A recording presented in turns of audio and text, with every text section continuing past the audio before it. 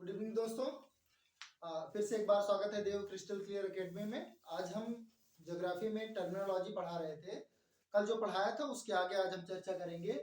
कल हम एक ओवरव्यू दे दिए थे कि ग्लोब क्या है। आपका ग्लोब पे जो काल्पनिक रेखाएं खींची गई हैं, कर्क रेखा, मकर रेखा, आपका आर्कटिक वृत्त क्या है, अंटार्कटिक वृत्त क्या है, ठीक है, भूमध्य रेखा या विषुवत रेखा क्या है, हमने ये रेखाओं के बारे में बता दिया था। ठीक है, तो आज हम उसके आगे जो है टर्मिनोलॉजी के बारे में आगे बात करेंगे कि जो स्थलाकृतियां हैं उनके बारे में, जैसे माउंटेन्स हैं, माउंटेन्स क्या हैं, ग्लेशियर्स क्या हैं, वैलीज क्या हैं, आइसबर्ग्स क्या हैं, वोल्केनोज क्या हैं, वैलीज क्या हैं, कैनियंस क्या हैं, इन सब के बारे में एक छोटा छोटा ओवरव्यू ले लेंगे। ये हम ज्योग्राफी को डीपली पढ़ने से पहले हम एक ओवरव्यू लेना चाहते हैं कि पूरी तरह से हम ओवरव्यू ले लें कि ये सारी चीजें क्या हैं, ताकि जब हम इसके बारे में जब डीपली पढ़ना शुरू करें तब हमको ये ना रहे कि हाँ जब वोल्केनो पढ़ना शुरू करें तो हम बाद में पूछने लगे अरे वोल्केनो तो हम जानते ही नहीं कि वोल्केनो क्या चीज है। ठीक है, तो हम इसीलिए पहले ही ये चीज क्लियर कर दे रहे हैं कि माउंटेन्स क्या है, ग्लेशियर्स क्या है, ये सारी चीजें हैं क्या चीज। ठीक है, तो सब एक एक एक करके हम जानेंगे कि क्या है माउंटेन्स, क्या है हिल्स। ठीक है, स्टार्ट करते हैं माउंटेन्स एंड हिल्स से। सबसे पहला टॉपिक है आपका mountains and hills. Mountains and hills, mountains and hills, mountains and hills. Mountains and hills पर्वत और पहाड़ियां। ठीक है, जैसे ही पर्वत का नाम आता है, पहाड़ का नाम सुनते हैं हमारे दिमाग में ऊंचे ऊंचे पहाड़ों की इमेज अपने आप बन जाती है। ठीक है, अपने आप इमेज बन जाती है कि ऐसे ऐसे पहाड़ होंगे बहुत ऊंचे ऊंचे। हमारे दिमाग में माउंट एवरेस्ट का नाम आ जाता होगा कि हाँ पूरे वर्ल्ड का सबसे ऊंचा पहाड़ माउंट एवरेस्ट है। ठीक है, तो ऐसे वो पहाड़ होते क्या है, पहाड़ जो है, पर्वत जो है, मेनली आपका टेक्टोनिक एक्टिविटी से बनते हैं। टेक्टोनिक एक्टिविटी क्या होती है, टेक्टोनिक प्लेट कैसे टकराते हैं एक दूसरे से, वो कैसे उभार से बनते हैं पर्वत, ये सब चीजें हम आगे पढ़ाएंगे। ठीक है, वोल्केनिक एक्टिविटी से भी पहाड़ बनते हैं, वो हम आगे पढ़ाएंगे। लेकिन आपका माउंटेन्स क्या है, माउंटेन्स आपका टेक्टोनिक एक्टिविटी से, टेक्टोनिक प्लेट के टकराने से आपका जो उभार बनते हैं उनको आपको माउंटेन्स कहते हैं। ठीक है, माउंटेन्स कैसे हैं, जैसे आप मान लीजिए आपकी ये एक टेक्टोनिक प्लेट ये है, एक टेक्टोनिक प्लेट ये है, आपकी दोनों जब टकराएंगी, जैसे उदाहरण के लिए अगर हम कहें कि आपका, जैसे देखिए एक कागज का टुकड़ा एक दीजिएगा, जरा कागज का टुकड़ा एक दीजिएगा, एक कागज का टुकड़ा ये है, जैसे कागज का टुकड़ा है, अगर ये आपस में टकराएगा, दोनों कागज के टुकड़े हैं जैसे, ठीक है, ये कागज का टुकड़ा अगर आपस में टकराएगा तो ये ऐसे अपने आप उभार बनता चला जाएगा। ठीक है, उभार बनेगा तो ये एक पहाड़ का रूप ले लेगा और ये ऊंचाई ऊंचाई इसमें एक चोटी बन जाएगी और नीचे की तरफ स्लोप बन जाएगा। ठीक है, तो ये आपका एक पहाड़ का रूप बन जाएगा, इस तरह के कुछ इस तरह के फिगर में आ जाएगा। ठीक है, जब इसकी हाइट बहुत ज्यादा रहेगी तब इसको माउंटेन कह दिया जाएगा, और जब इसकी हाइट कम रह जाएगी, छोटी रह जाएगी, तो इसको हिल्स कह दिया जाएगा। ठीक है, माउंटेन्स के एग्जांपल जैसे आपका माउंट एवरेस्ट है, माउंट बकालू है, माउंट मसालू है, ठीक है, कंचनजंगा है, ये सब आपका पहाड़ है, बड़े बड़े पहाड़ हैं। जैसे पहाड़ियों के नाम पे अगर हिल्स की बात करें तो जैसे विंध्याचल की पहाड़ियां हैं, सतपुड़ा की पहाड़ियां हैं, मैकाल की पहाड़ियां हैं, महादेव की पहाड़ियां हैं, ये सारी पहाड़ियां हैं। ठीक है, तो माउंटेन्स एंड हिल्स ये सारे हो गए। ठीक है, टेक्टोनिक एक्टिविटी से बनेंगे, आपका वोल्केनिक एक्टिविटी से बनेंगे। ठीक है, उसके बाद दूसरे नंबर पे आते हैं ग्लेशियर्स पे। ठीक है, माउंटेन्स एंड हिल्स क्लियर है, ठीक है, क्लियर है ना। चलिए आगे हम ग्लेशियर्स की बात करते हैं। ग्लेशियर्स क्या होते हैं, ग्लेशियर्स जो होते हैं, ग्लेशियर्स जो है आपका, ग्लेशियर्स को हिंदी में बोला जाता है हिमनद। ग्लेशियर्स को हिंदी में हिमनद बोला जाता है। क्या बोला जाता है, हिमनद, हिमनद बोला जाता है, हिमनद। ज्योग्राफी के टर्म्स ज्यादा से ज्यादा आप इंग्लिश में पढ़ोगे ज्यादा अच्छा रहेगा, क्योंकि मटेरियल आपको कंपटीशन एग्जाम में आपको मटेरियल ज्यादा से ज्यादा इंग्लिश में ही अवेलेबल मिलेगा, इसलिए आपको इंग्लिश ज्यादा बेटर रहेगा। ग्लेशियर, आप ग्लेशियर को ग्लेशियर ही एग्जाम पेपर में देखोगे, ग्लेशियर को ग्लेशियर ही दे देंगे, तब आप कंफ्यूज हो जाओगे, हिमनद लिखा ही नहीं मिलेगा आपको। ठीक है, तब आप परेशान रहोगे, इसलिए जो है आप ग्लेशियर को ग्लेशियर ही याद करो, हिमनद याद कर लो, वेल एंड गुड है, आपकी कैपेसिटी है, अगर याद कर सकते हो तो याद करे रहो। ठीक है, ग्लेशियर्स क्या होते हैं, ग्लेशियर्स आपका जो बरसात होती है, वाटर की ड्रॉपलेट है, वाटर की ये ड्रॉपलेट है, वाटर की ड्रॉपलेट है, ये बरसात नहीं। बरसात की तो जो बूंदे हैं वो तो बारिश होके गिर जाती हैं जमीन पे, लेकिन लेकिन जो बारिश की बूंदे जमीन पर नहीं गिर पाती, हाई ऑल्टीट्यूड पे होती हैं, जो हाई ऑल्टीट्यूड पे होती हैं वो लो टेम्परेचर के कारण जम जाती हैं, हवा में ही जम जाती हैं। हाई ऑल्टीट्यूड जैसे माउंट एवरेस्ट है, इसकी हाइट इतनी ज्यादा है और हाइट के साथ साथ टेम्परेचर आपका ऊपर कम होता जाता है, ऊपर की तरफ जब आप जाते हो तो टेम्परेचर कम होता जाता है, टेम्परेचर कम होता जाता है। और यहाँ जब टेम्परेचर कम होता है तो यहाँ जब पानी वाष्पित होकर यहाँ तक जाता है तो ये पानी जो ड्रॉपलेट के रूप में होता है ये धीरे धीरे जम जाता है। इसीलिए आप देखते होंगे कि बहुत सारे जो माउंटेन होते हैं वो आपका स्नो कैप्ड होते हैं, ठीक है। बहुत सारे माउंटेन पे आपकी बर्फ जमी होती है, बर्फ जमी होती है। मई जून में देखो छुट्टियां मनाने लोग जाते हैं, बर्फ देखने के लिए जाते हैं, शिमला मसूरी नैनीताल वगैरह जाते हैं घूमने के लिए, तो देखने बर्फ जाते हैं, क्योंकि हाई एल्टीट्यूड पे जो भी आपकी ये पानी वाष्पित होकर जाता है, वाष्पित होकर जाता है, वो आपका ड्रॉपलेट के रूप में जम जाता है। और वही ड्रॉपलेट जो है, जमी हुई ड्रॉपलेट जब आपका धीरे धीरे जो इकट्ठा होने लगती है तो वो आपका एक के ऊपर एक लेयर बनाती जाती है, एक के ऊपर एक लेयर के रूप में जमा होती जाती है, लेयर के रूप में जमा हो जाती हैं और ये एक ग्लेशियर का फॉर्म ले लेती है, ग्लेशियर का फॉर्म ले लेती है। तो ग्लेशियर क्या है आपका? ग्लेशियर आपका आइस ड्रॉपलेट के लेयर्स हैं। क्या है? आइस ड्रॉपलेट की लेयर्स हैं।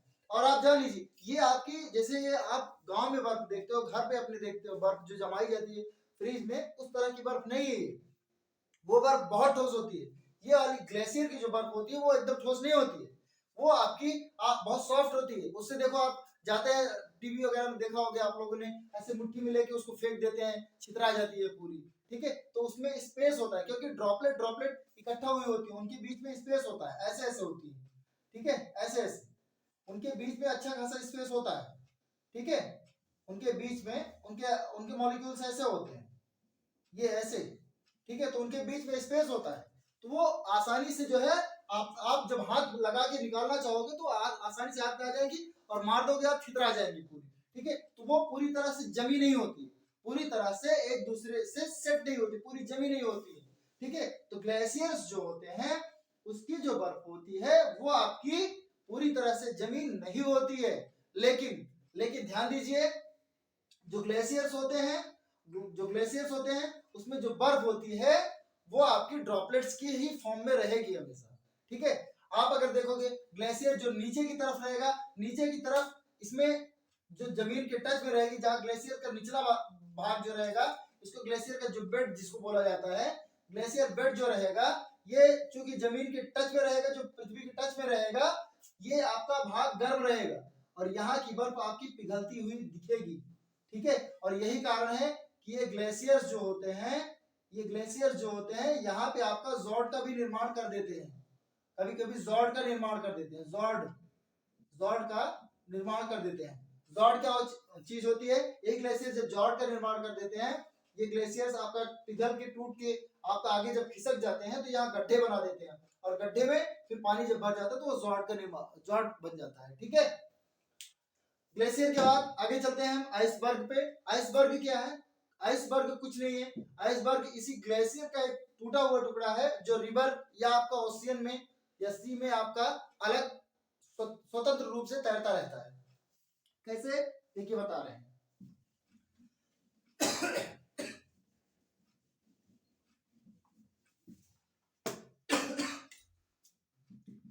जैसे ये आपका पानी है, ये आपका पानी है, तो इसमें आपका आइसबर्ग जो रहेगा, इसमें उसका 90% लगभग हिस्सा डूबा रहेगा। आइसबर्ग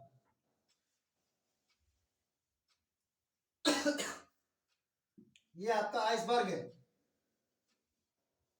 इसका 90% लगभग हिस्सा आपका पानी में ही डूबा रहेगा और इसका थोड़ा सा हिस्सा केवल निकला रहेगा। जैसे आप घर में भी इसका प्रैक्टिकल अगर आइसबर्ग देखना चाहो तो आप जो बर्फ जमी होती है उसको आप किसी बर्तन में डुबो दो तो देखो आप उसका ज्यादा से ज्यादा हिस्सा पानी में डूबा रहे, ठीक है। तो ये आपका आइसबर्ग है। आइसबर्ग जो होता है आपका एक स्वतंत्र टुकड़ा होता है, इसी ग्लेशियर का एक टूटा हुआ टुकड़ा होता है जो स्वतंत्र रूप से पानी पर तैरता हुआ होता है। जैसे चाहे रिवर में वो तैरता हुआ रहे, चाहे आपका समंदर में तैरता हुआ रहे।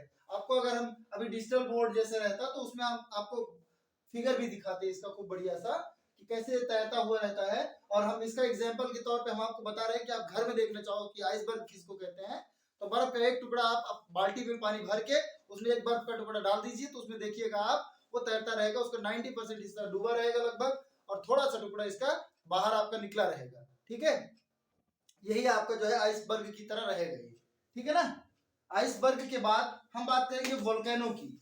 वोल्केनो को बोलते हैं ज्वालामुखी। इसका नाम सुना होगा आप लोगों ने। वोल्केनो को हिंदी में बोलते हैं ज्वालामुखी। ज्वालामुखी क्या होता है? ज्वालामुखी आपका ये भी टेक्टोनिक एक्टिविटी से ही रिलीज होता है। जो हमारी पृथ्वी है, जो हमारी पृथ्वी है कई सारी प्लेट से मिलकर बनी है। ठीक है, कई सारी प्लेट से मिलकर बनी है। आगे जब हम चलेंगे तो इस प्लेट टेक्टोनिक्स पढ़ाएंगे हम आप लोगों को, प्लेट टेक्टोनिक्स थ्योरी पढ़ाएंगे आपको। ठीक है, वेगनर का सिद्धांत वगैरह सब पढ़ाएंगे आपको। ठीक है, लेकिन अभी हम आपको केवल इतना समझाना चाहते हैं कि वोल्केनो क्या है बस। ठीक है, तो टेक्टोनिक एक्टिविटी से क्या होता है, जब आपकी प्लेट प्लेट तीन तरह से टकराती हैं या एक दूसरे से दूर जाती हैं। ठीक है, या तो ये ऐसे टकराएंगी, एक दूसरे के करीब आएंगी, या तो आपकी एक दूसरे से दूर जाएंगी। ठीक है, और या फिर ये आपका एक दूसरे के ऊपर जाएंगी। ठीक है, ये आपकी नीचे जाएगी और ये आपकी ऊपर चढ़ जाएगी। ठीक है, ये वाली प्लेट आपकी ऊपर चढ़ेगी इसके। ठीक है, समझ रहे हो? ये वाली प्लेट ऐसे ऊपर चढ़ जाएगी। ठीक है, ये वाली प्लेट ऐसे ऊपर चढ़ जाएगी और एक सबडक्ट हो जाएगी। देखिए, प्लेट दो तरह की होती है, एक कॉन्टिनेंटल क्रस्ट होती है, एक आपकी जो है वो ओशियनिक क्रस्ट होती है। ठीक है, तो ओशियनिक जो प्लेट होती है ओशियनिक प्लेट भारी होती है और कॉन्टिनेंटल प्लेट जो होती है वो हल्की होती है। ठीक है, ओशियनिक प्लेट जो होती है वो नीचे दबती है। ठीक है, सबडक्ट होती है, जबकि आपकी कॉन्टिनेंटल क्रस्ट जो होती है वो आपकी ऊपर जाती है। ठीक है, वो आप अभी फिलहाल आगे की चीज है, वो हाई लेवल की चीज है, अभी पढ़ोगे धीरे धीरे समझ में आ जाएगा वो। तो वोल्केनो क्या होता है, जब आपका अर्थ जो होती है, अर्थ के अंदर का मोल्टेन लावा जो होता है, लावा जो अंदर की गर्मी होती है पृथ्वी के अंदर की, जो पृथ्वी के अंदर की गर्मी होती है, जो मोल्टेन लावा होता है, ये आपका बाहर आता है, ये आपका बाहर आ जाता है। किसी तरह से जब बाहर आता है आपका, जब बाहर आता है तो उसी को बोलते हैं वोल्केनो, उसी को बोलते हैं वोल्केनो। कैसे आता है, देखिए, जब ये प्लेट आपका इधर से जब एक दूसरे से टकराएंगी तो ये आपकी ऐसे मुड़ जाएंगी। ये आपकी जब ऐसे मुड़ेंगी तो इनके बीच में ये देखिए, यहाँ से एक गैप बनेगा, इधर से गैप बनेगा, तो ये इधर से गैप बनेगा तो इधर ये मुंह जो रहेगा, इधर से आपका लावा निकल जाएगा। ठीक है, तो ये वोल्केनो बन जाएगा यहाँ से। ये अगर एक दूसरे से दूर जाएंगी तब भी यहाँ पे स्पेस बन जाएगा, तब भी आपको वो हो जाएगा। अगर आप ये सबडक्ट करेगी तब भी आपका मोल्टेन लावा जो रहेगा, इसके साथ साथ ये आपकी जो भारी प्लेट रहेगी, ये आपका मोल्टेन लावा को दबाएगी तो ये हल्की प्लेट जो रहेगी ये ऊपर लावा को लेके ऊपर चली जाएगी और इस तरह से वोल्केनो का आपका निर्माण हो जाएगा। ठीक है, समझ में आई बात? तो वोल्केनो भी क्लियर है। ठीक है, वोल्केनो क्या है, आपका मोल्टेन लावा है जो पृथ्वी के अंदर की सतह से बाहर आ जाता है। ठीक है, बाहर क्रस्ट पे दिखाई देने लगता है। क्लियर है? उसके बाद बात करते हैं वैलीज की। घाटियां क्या होती हैं? वैली मतलब हिंदी में घाटी। घाटी क्या होती है?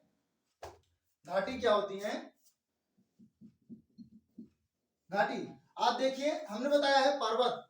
ठीक है, पर्वत का ये जो स्लोप वाला एरिया होता है, ये वाला एरिया इसको घाटी बोला जाता है। ठीक है, जो थोड़ा सा एरिया आपका, जैसे दो पर्वतों के बीच का जो एरिया होता है, इसको घाटी बोला जाता है। ठीक है, समझ में आई बात? जो दो पर्वतों के बीच का जो एरिया है वो घाटी बोला जाता है। घाटियों का निर्माण ज्यादातर आपका उससे होता है, नदियों से होता है। ठीक है, नदियां पर्वतों को काटती हैं। ठीक है, पर्वतों से नदियां जब निकलती हैं तो काटती हुए पर्वतों को निकलती जाती है, तो पर्वतों को जब काट कर निकलती है तो जहां से जाती है वो घाटी बनाती जाती है। ठीक है, वो वैली है। ठीक है। उसके बाद कैनियन है। कैनियन क्या है? जब कोई पर्वत बहुत पुराना हो जाता है, एक मान लीजिए एक रिवर बेड है ये, ठीक है, एक रिवर बेड है ये, ठीक है, इसमें से आपका कोई नदी मान लीजिए ऐसे आ रही है, ऐसे आ रही है, ये नदी आपकी ऐसे आई, ठीक है, ये ऐसे आई और ये ज्यादा समय तक ऐसे आती रही जब, तो आपका ये खड्डा कर देगी एकदम, इधर भी आपका ये खड्डा कर देगी, ठीक है। जब ये इधर खड्डा कर देगी, इधर खड्डा कर देगी, बहुत ज्यादा जब खड्डा कर देगी, पर्वत को बहुत ज्यादा जब अंदर तक काट देगी, तो आपका एक कैनियन का निर्माण हो जाएगा। कैसे? जैसे अब आप जान लीजिए, हम समझा रहे हैं आपको। जैसे ये कोई पहाड़ है, ठीक है, इस पर से कोई नदी आपकी बह रही है, ठीक है, बहते बहते नदी ने यहाँ पे एकदम गड्ढा कर दिया, ठीक है, तो जब गड्ढा कर देगी, गड्ढा कर देगी, यहाँ पे जब गड्ढा कर देगी, तो ये वाला जो एरिया रहेगा, ये वाला जो एरिया, ये वाला एरिया देखिए, अगर इससे मान लीजिए कोई नदी बही है, ये इससे अगर कोई नदी बही है, तो ये वाला जो एरिया रहेगा इसको कैनियन बोला जाएगा। ये वाले एरिया को, ये वाले एरिया को कैनियन बोला जाएगा। ये वाला जो एरिया रहेगा इसको कैनियन बोला जाएगा, इसको, ठीक है, समझ में आई बात? ये कैनियन बोला जाएगा इसको, ठीक है, ठीक है। डिजिटल बोर्ड रहेगा, थोड़ा सा और ज्यादा क्लियर होगा, जल्दी ही डिजिटल बोर्ड की व्यवस्था करी जाएगी आप लोगों के लिए, ठीक है। कैनियन समझ लो। कैनियन आपको और अच्छे तरीके से अगर समझाना चाहेंगे तो आपको हम बताएंगे, कैनियन एक ऊंची सतह है, ऐसे समझ लीजिए कि जैसे नदियां आपका नदियां जो है आपका पर्वतों को काटती हैं, काटते हुए पर्वत को गहरा करती हैं, तो जब गहरा करती है तो जो गहराई बचती है उसी को आपका कैनियन बोला जाता है, ठीक है। उसके बाद रिवर्स क्या है? रिवर्स जो है माउंटेन के टॉप से या किसी ऊंची सतह से, माउंटेन के टॉप से या किसी ऊंची सतह से जो पानी है, जो पानी है, जो पानी है, चाहे वो आइस की फॉर्म में हो, चाहे वो आइस की फॉर्म में हो, यानी बर्फ की फॉर्म में हो, चाहे वो आपकी रेन की फॉर्म में हो, रेन की फॉर्म में हो, अगर वो आपका ग्रेविटी के थ्रू मतलब अर्थ की ग्रेविटी के थ्रू एक फ्लो के रूप में एक निर्धारित पथ पर बहता है, निर्धारित रास्ते पर बहता है, तो उसको रिवर बोला जाता है, ठीक है। निर्धारित अगर रास्ते पर बहता चला जाता है, एक पथ पर बहता है, तो उसको आपका रिवर बोला जाता है। और लास्ट में रिवर्स जाके आपकी समुद्र में मिलती हैं, ठीक है। सारी रिवर्स समुद्र में नहीं मिलती हैं, कुछ रिवर्स किसी अन्य रिवर्स में मिलती है। ऐसी रिवर्स को आपका सहायक नदियां या आपका ट्रिब्यूटरीज भी बोला जाता है। आगे वो पढ़ाएंगे हम रिवर्स के चैप्टर में, जब रिवर्स पे आएंगे तब आपका हम पढ़ाएंगे उसको। उसके बाद आगे चलते हैं, रिवर्स के बाद गीजर्स पे चलते हैं। गीजर्स क्या है? गीजर आप लोग घरों में देखे होंगे कि पानी गर्म करने के लिए जब ठंड का सीजन आता है तो नहाने के लिए हम पानी गर्म करते हैं, ठीक है। पानी गर्म करने के लिए एक टूल होता है, एक बड़ा सा टंकी टाइप का बना रहता है, उसको गीजर बोलते हैं, ठीक है, इलेक्ट्रॉनिक टूल है, उसको गीजर बोलते हैं। उसी तरह नेचुरली जो है हमारे प्रकृति में जो है गीजर होते हैं। गीजर क्या है? हमने आपको वोल्केनो बताया, ठीक है, वोल्केनो में लावा बताया आपको मैंने, लावा के साथ मैग्मा बताया आपको। मैग्मा जो होता है, मैग्मा कभी कभी ठंडा होकर ग्रेनाइट की फॉर्म ले लेता है और बहुत गर्म होता है, ग्रेनाइट की फॉर्म में बहुत गर्म होता है, ठीक है, बहुत गर्म होता है, तो आसपास के ग्राउंड वाटर को बहुत गर्म कर देता है, आसपास के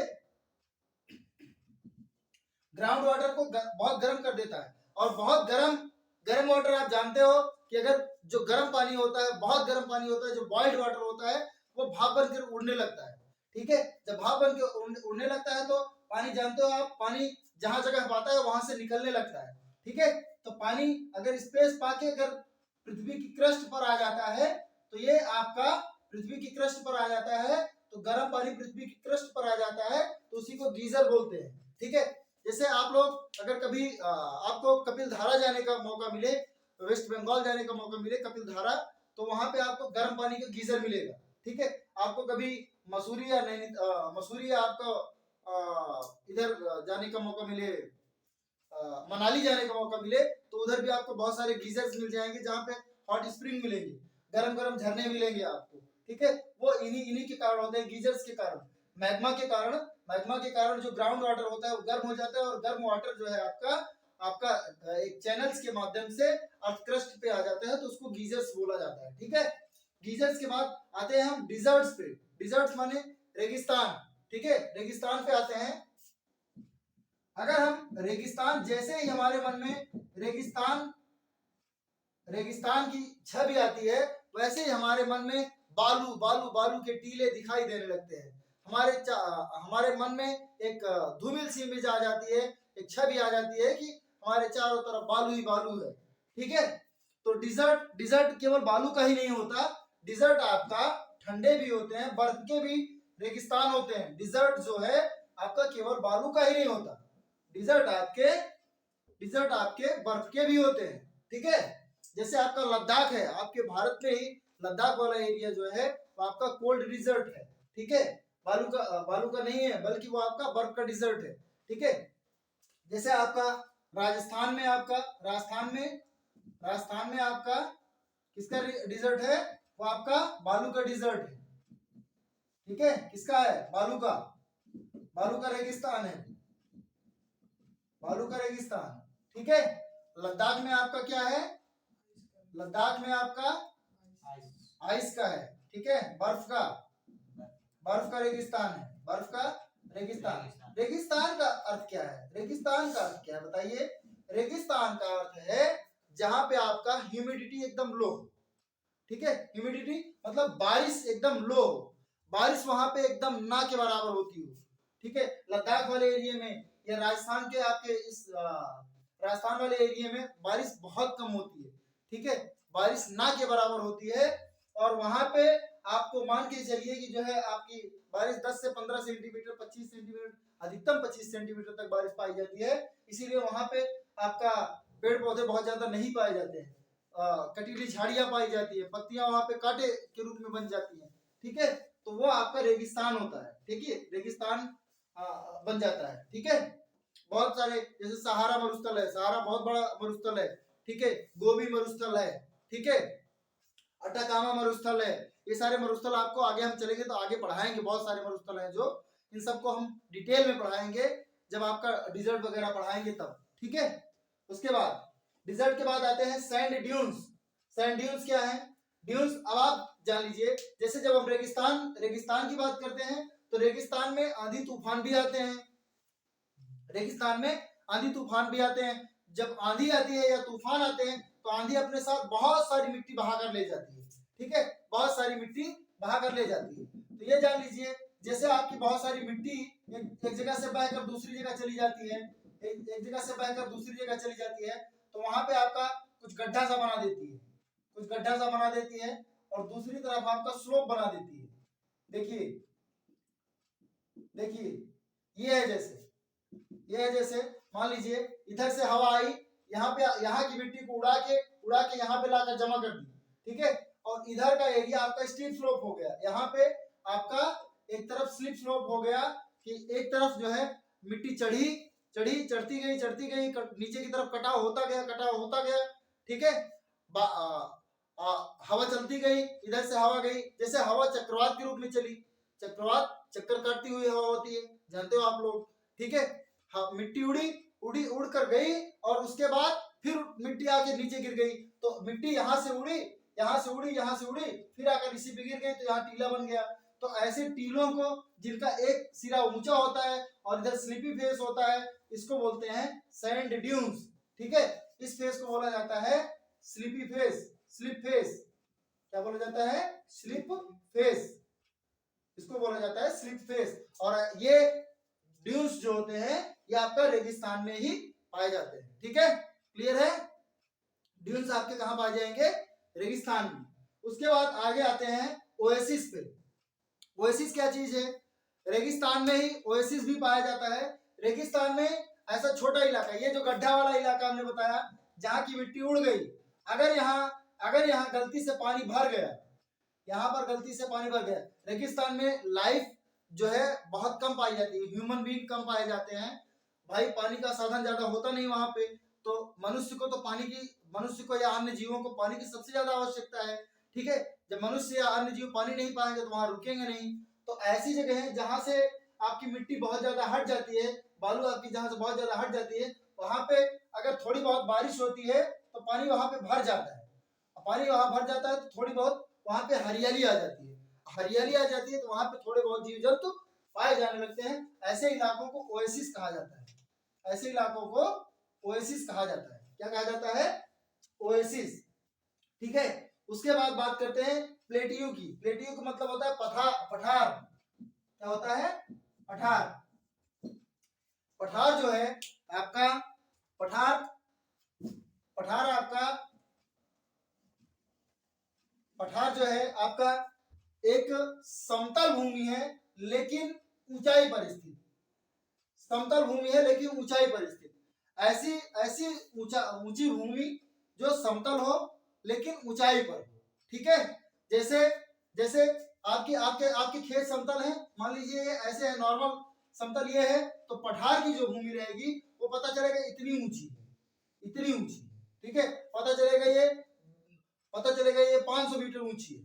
ठीक है। जैसे आप डेक्कन का पठार जब पढ़ेंगे, जब आप डेक्कन का पठार पढ़ेंगे तो उसमें पढ़ेंगे आपका पठार जो है आपका 500 मीटर ऊंचे है। ठीक है। एक तरफ 500 मीटर ऊंचा है, एक तरफ 300 मीटर ऊंचा है, 250 मीटर ऊंचा है। तो पठार जो है, पठार एक समतल भूमि है लेकिन जो ऊंचाई पर बहुत स्थित है, जो बहुत ऊंचाई पर स्थित है। प्लेटियो जो है ऊंचाई पर स्थित समतल भूमि है। ठीक है। पठार। उसके बाद है मीजा। मीजा क्या होता है? इसी पठार का छोटा रूप मीजा कहलाता है। ठीक है। जब इसमें इसी पठार में जब वेदरिंग होती है, इरोजन होता है। ठीक है। वेदरिंग या इरोजन मतलब बारिश होती है या हवाएं काट देती हैं इसको, हवा से भी क्षरण होता है ना, मिट्टी कटती है हवा से भी। ठीक है। तो मिट्टी हवा से कटे या बारिश से कटे, जब धीरे धीरे कट की मिट्टी, ये आपका पठार छोटा हो जाता है। पठार जब छोटा हो जाता है तब इसको आपका कह देते हैं, आपका मीजा कह देते हैं। क्या बोलते हैं? मीजा बोलते हैं इसको। ठीक है। फिर इसको बोलते हैं मीजा। क्या बोलते हैं? मीजा। ये आपका है प्लेटियू। ये आपका है प्लेटियू। ठीक है। ये है मीजा। मीजा। ठीक है। लास्ट में है आपका ब्यूट। ब्यूट। और मीजा का भी इरोजन और वेदरिंग होता है, वेदरिंग एंड इरोजन होता है। तो बहुत ज्यादा मीजा का भी वेदरिंग और इरोजन हो जाता है तो आपका ब्यूट बन जाता है। वो आपका ब्यूट बन जाता है ऐसे छोटा सा। ठीक है। इसी में छोटा सा ये ब्यूट हो जाता है। ये क्या है? आपका ब्यूट। ठीक है। तो ये तीनों पठार के ही प्रारूप हैं, प्लेटियू के ही प्रारूप हैं। प्लेटियू, मीजा और ब्यूट, ये तीनों पठार के ही प्रारूप हैं। ठीक है। जब बहुत ऊंची समतल भूमि रहती है तो उसको पठार। ठीक है। जब उसका वेदरिंग और इरोजन हो जाता है, थोड़ा छोटी हो जाती है तो उसको मीजा। और जब बहुत छोटी अगर ऊंची ऊंची समतल भूमि रहती है तो उसको ब्यूट बोलते हैं। ठीक है। तो इस तरह से हमने आज 14 टॉपिक कवर कर लिए हैं। इसके आगे थोड़े बहुत जो टॉपिक और बच रहे हैं, एक क्लास और लगेगी, टर्मिनोलॉजी हम पूरी तरह से खत्म कर देंगे। एक बार फिर से रिवाइज करते हैं। माउंटेन एंड हिल्स क्या है? आपका ऊंची पर्वतीय भूमि। ठीक है। या पहाड़ियां क्या है? जो कम ऊंचे हो उनको पहाड़ियां टेक्टोनिक एक्टिविटी से बनती हैं। ठीक है। ग्लेशियर्स क्या है? आइस ड्रॉपलेट्स हैं जो परत के रूप में रहती हैं। आइसबर्ग्स क्या है? स्वतंत्र रूप से बर्फ जो तैरती रहती है पानी में, आइसबर्ग्स हैं। वोल्केनो क्या है? टेक्टोनिक एक्टिविटी से जो मैग्मा, जो लावा आपका बाहर आ जाता है उसको आपका वोल्केनो बोलते हैं। ठीक है। वैलीज क्या है? पर्वत के नीचे वाली भूमि जो होती है उसको घाटी बोला जाता है। कैनियन जब आपका रिवर्स जो है आपका पर्वतों को काट देती हैं, जब आपको काट कर बहुत डीप वैलीज बना देती हैं तो उनको कैनियन बोला जाता है। रिवर्स क्या है? जब आपका अर्थ ग्रेविटी के थ्रू जो अर्थ की ग्रेविटी के थ्रू जो है आपका पानी जो है बहता है, एक फ्लो में बहता है, डेफिनेट पाथ पे बहता है तो उसको रिवर बोला जाता है। गीजर्स क्या है? गीजर्स क्या है? जो आपका पृथ्वी के अंदर का मैग्मा है, आपका उसके टच में जितने भी ग्राउंड वाटर आते हैं, अगर वो आपका उसके टच में आने वाला ग्राउंड वाटर गर्म होकर पृथ्वी की सतह पर किसी तरह से आ जाता है तो उसको गीजर बोलते हैं। ठीक है। डिजर्ट्स क्या है? डिजर्ट्स रेगिस्तान है। रेगिस्तान दो तरह के बताए हमने आपके, कोल्ड डिजर्ट्स और हॉट डिजर्ट्स। ठीक है। हॉट डिजर्ट्स क्या है? हॉट डिजर्ट्स में है जो बालू के डिजर्ट्स हैं वो हॉट डिजर्ट्स हैं, और जो बर्फ के डिजर्ट्स हैं वो कोल्ड डिजर्ट्स हैं। ठीक है, सैंड ड्यून्स क्या हैं, जो हवाओं से या तूफान से जो बालू आपका अपने स्थान से हटाकर एक तरफ ऊंचाई बना देती है और दूसरी तरफ स्लिप फेस बना देती है, वो सैंड ड्यून्स हैं। ओएसिस क्या है, रेगिस्तान के बीच में जो है आपका कहीं पे अगर पानी भर जाता है वहां पर वनस्पतियां उग जाती हैं, तो ऐसी जगहों को आपका ओएसिस बोला जाता है, वहां पे जीव जंतु थोड़ा सा पाए जाने लगते हैं। प्लेट्यू क्या है, प्लेट्यू पर्वत की तरह ऊंची समतल भूमि जो है आपका प्लेट्यू होती है। प्लेट्यू का छोटा रूप वेदरिंग और इरोजन के फलस्वरूप जो बनता है उसको मीजा बोलते हैं, और मीजा का जब बहुत अधिक इरोजन और वेदरिंग हो जाती है तो आपका ब्यूट बनता है। ठीक है, तो इस तरह से हम 14 टॉपिक आज कवर कर लिए हैं। इसके आगे जो टॉपिक बचे हैं, ठीक है, उसको हम आगे की क्लास में कल कवर कर लेंगे। ठीक है, तब तक के लिए आप सभी से विदा चाहेंगे। Thank you so much for watching, और आप लोग चैनल को सब्सक्राइब कीजिए और इसी तरह अपना प्यार दुलार देते रहिए। ठीक है, और फिर से एक बार मेरी रिक्वेस्ट रहेगी, अपने दोस्तों के साथ इस चैनल को शेयर कीजिए और कहिए कि सब्सक्राइब करें, ताकि मैं और मेहनत से वीडियो बनाता रहूं। ठीक है, थैंक यू सो मच।